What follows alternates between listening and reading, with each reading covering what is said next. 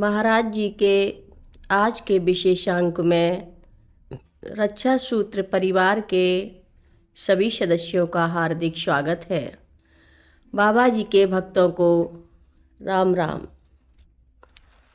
एक बार उपराष्ट्रपति गिरी की पत्नी महाराज जी के दर्शनों के लिए गईं। महाराज जी ने मिलने से इनकार कर दिया। वैसे श्रीमती गिरी के आने की सूचना महाराज जी ने उनके पहुंचने से पहले ही आश्रम में दे दी थी। महाराज जी ने कहा, इन्हें प्रसाद दे दो और जाने दो। कुछ दिन बाद राज्यपाल अपने पुत्र के साथ महाराज जी से मिलने आए।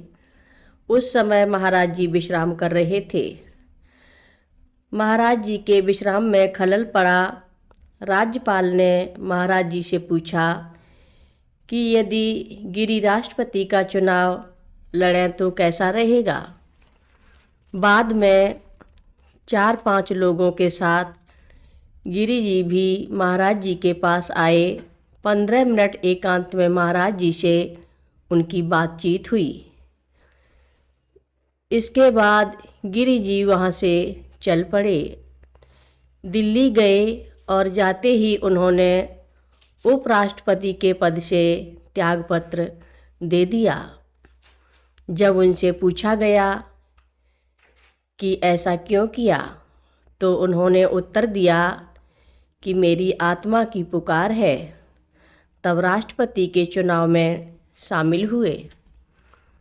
भारत के प्रधानमंत्री पंडित जवाहरलाल नेहरू असम जाते समय कुछ समय के लिए कलकत्ता हवाई अड्डे पर रुके हुए थे। हवाई अड्डे पर एक कॉन्फ्रेंस हुई जिसमें अधिकारियों तथा पत्रकारों ने भाग लिया। नेहरू जी अपने विचार प्रकट कर ही रहे थे कि इतने में एक और हवाई जहाज़ आया। उसमें से यात्री निकलने लगे। कुछ क्षणों बाद नेहरू जी ने देखा कि उनकी कॉन्फ्रेंस से बहुत से लोग उठकर उस दूसरे हवाई जहाज़ की ओर दौड़े चले जा रहे हैं।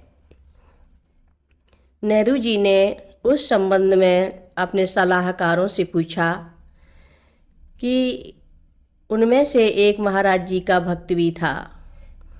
उसने बताया कि उस जहाज़ में बाबा नीब करौरी आए हैं और लोग दर्शनों के लिए दौड़े चले जा रहे हैं।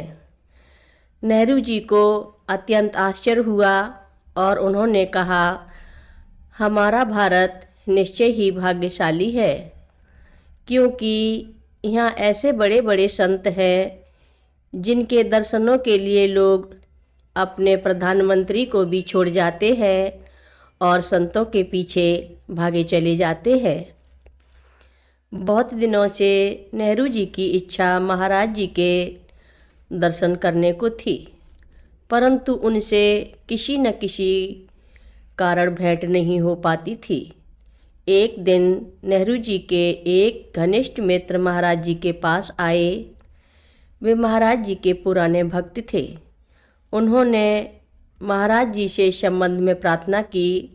महाराज जी ने कहा, मैं नेहरू जी के आवास पर चला तो जाऊंगा, परंतु वहाँ किसी प्रकार का आयोजन या भीड़ भाड़ नहीं होनी चाहिए। नेहरू जी अपने अंतिम दिनों में भी महाराज जी के दर्शन नहीं कर पाए थे।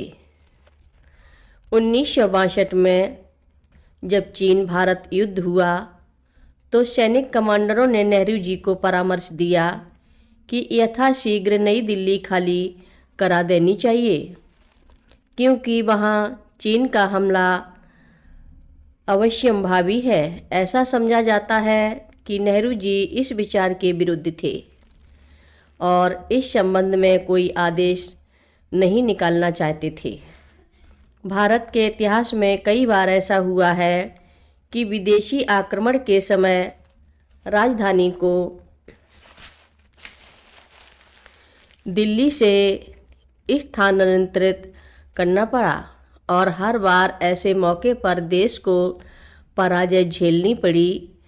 सैनिक कमांडरों ने नेहरू जी को परामर्श दिया कि 24 घंटे के अंदर दिल्ली खाली करने का आदेश निकाल देना चाहिए, जिससे भारी क्षति से बचा जा सके।